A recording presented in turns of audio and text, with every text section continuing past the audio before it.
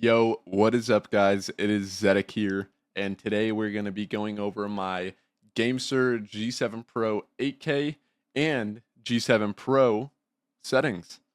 So first and foremost, before we get into this, just make sure you guys have Gamesir Connect or Gamesir Nexus installed, and you guys can find that through the Microsoft Store. Once you guys go ahead and get those installed, make sure you plug in your controller and click on it. It'll open up a software like this that I have right on my screen. And let's get right into it. You first will go to report rate, aka polling rate, and that is how responsive your controller is. So I have my G7 Pro 8K set to 4,000 hertz just because I've kind of tweaked it, played around with 8K and 4K has seemed to do a little bit better, more consistent with my micro adjustments and everything like that. My 8,000 hertz experience hasn't been too well because it just seems to be a little bit too fast and too heavy of a load on my CPU. So I've decided to go on the 4,000 hertz route. Now getting into all of the little nitty gritty parts of the software we can get into right here. I have my triggers, all just default, and 5 to 100, 0 to 95. This is kind of what it came with in the software, and I haven't touched it. And now we'll just head over to sticks. We'll go ahead and click here on sticks, and yeah, this is where we get into it.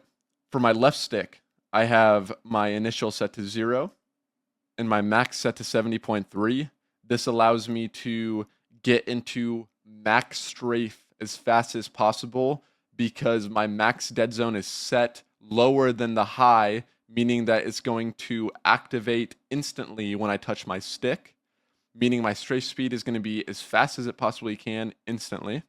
I have my anti-dead zone at 0, my max at 100, my curve adjustment at linear, which is the far left graph, my stick trajectory at raw, allowing my left stick to be as sensitive as it can, and then my joystick resolution bit at 9. Now heading over to the right stick, I have my dead zone at 0, my max at 100, my anti-dead zone at 0, and my max at 100. Once again, I use that curve adjustment linear far left graph, and my stick trajectory on my right stick is circle, making my micro adjustments and aim feel a little bit smoother. And yes, you guys are going to have stick drift, but that is not bad at all because it makes your aim assist feel a little stronger just because your stick is very sensitive and already technically moving a little bit. Advanced mapping, we don't get into that. Everything's just default. Haven't changed any of that.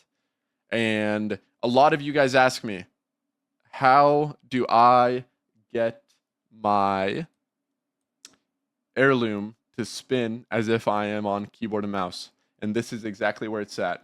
On the top of your G7 Pro and 8K, you have two top paddles or buttons. And I have my top left button set to my Discord mute. And then I have my right top button set to my inspect, bind in game, which is my key bind, which is I. And so every time I click my top right paddle or button, it inspects as if I am on keyboard. Then I have my bottom left paddle set to A, which is my jump, and my bottom right paddle set to B, which is my crouch. I have vibrations and everything off, motion, don't touch any of that. Lights, everything else is kind of just set to standard. And yeah, that is it.